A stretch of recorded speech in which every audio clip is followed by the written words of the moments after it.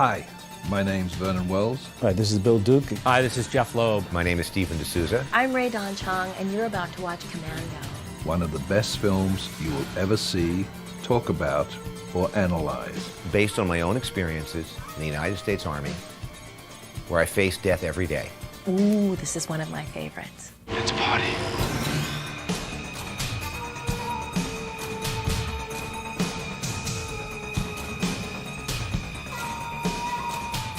Hi everybody. As you can tell, I'm very busy doing a film called Commando.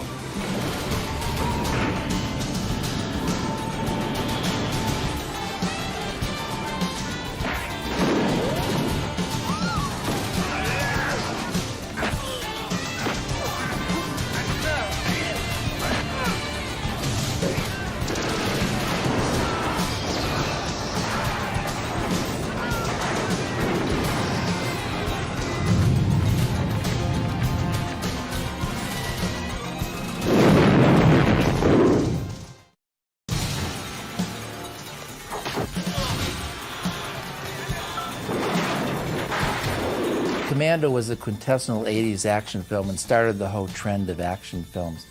And there were many 80s action films, like Predator came out of this. So it's really the granddaddy of these type of action films.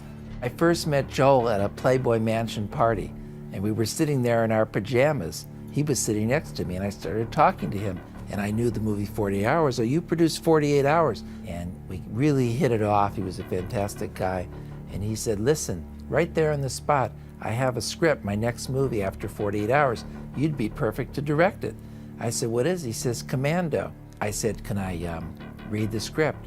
He said, no, if you read the script, you'll never do the movie. In the initial first round of conversations, this was a story about a guy who had been an Israeli soldier who actually had turned his back on violence. My people got some business with you. And if you want your kid back, then you gotta cooperate. Right?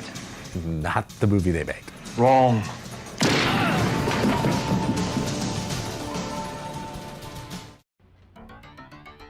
The assignment here was to tailor a picture that would fit Arnold's, bigger-than-life persona, and that could start in the real world. So they basically said, let's see if we've got something that's been in here at Fox that was, in the ballpark, and we actually sort of went through, stacks of things, and I was sent a bunch of things to read, and one of these things was Loeb and Weisman's property for like sort of a rather different movie, and I said, this is something that I think could become the project for Arnold. John, come on out. It's Kirby. I know. Silent and smooth, just like always. It better be. You taught me. So I read the script, and they had pitched the story, and then he says, okay, we have a rewrite. It's going to be Steve D'Souza. But now we have to really make sure Arnold's doing the movie, and he wants to know what the story is. And Joel said, okay, let's go. I said, where? He said, we're going to go see Arnold. And I go, but well, wait a minute, we need to plan that or he says, no, he's going out of town, we got to go right now. So they brought Arnold together with Steve D'Souza and myself and Joel Silver, and we had a meeting. They said, Steven D'Souza is going to act out the movie for Schwarzenegger. And then we went over and I plopped down. He says, all right, tell him. John, we've got a problem. Someone's killing your men. Who is doing it? You've made enemies all over the world, John. It could have been the Syrians, the South Americans, the Russians, or a terrorist group. They're gonna find you. I'm telling him I've got him hooked. And then at one point in the story I say, and then you say, You're a funny guy, Sully. I like you. That's why I'm going to kill you last. I'm going to kill you last. And then I realized they had sort of slipped into my normal cocktail party imitation of Arnold, and he gave me this look. And Arnold said, I like this picture. I'm not the caveman running around with no clothes. I'm not a robot running around with no skin. I'm playing a part John Wayne could play, wearing clothes for a change. And I'm a person from now to day. And for 5-10 minutes before all the shooting and killing, I'm a normal person with a child and a home life. Anyway, the thing was you have a very unique personality with Arnold Schwarzenegger. And so It's not unusual in Hollywood that when they buy a script from a first-time writer, that he gets one pass and then they say, okay, well, now we have to go and get somebody that really knows what they're doing. Whereas we would have loved to have stayed and gone through the entire process. And I learned a really important lesson in the movie business. It's not the script, it's the packaging, it's the marketing.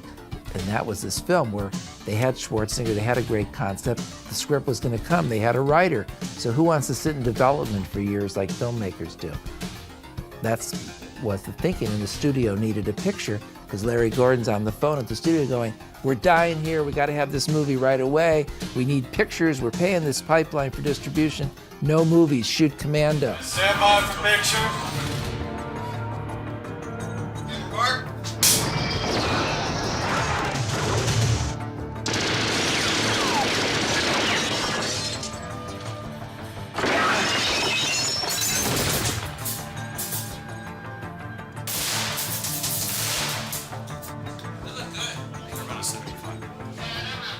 In the directing of Commando, I approached it like most of my films. I tried to develop movies as pop art.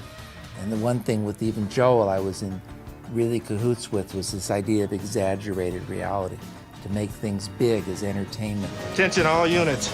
Emergency on a theater level. Suspect, 6'2", brown hair.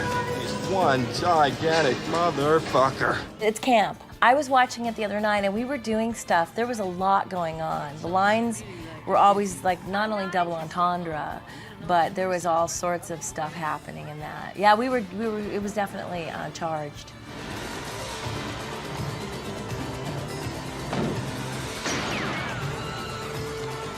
This famous, phone booth scene, like the very last moment of Casablanca. Get away from that phone. And then pulling the wires out. I mean, you guys know that this is going to come that far, right? So I said, look, it's Arnold Schwarzenegger. He's not going to pull the wires out of the wall. I said, you should pick up the whole phone booth.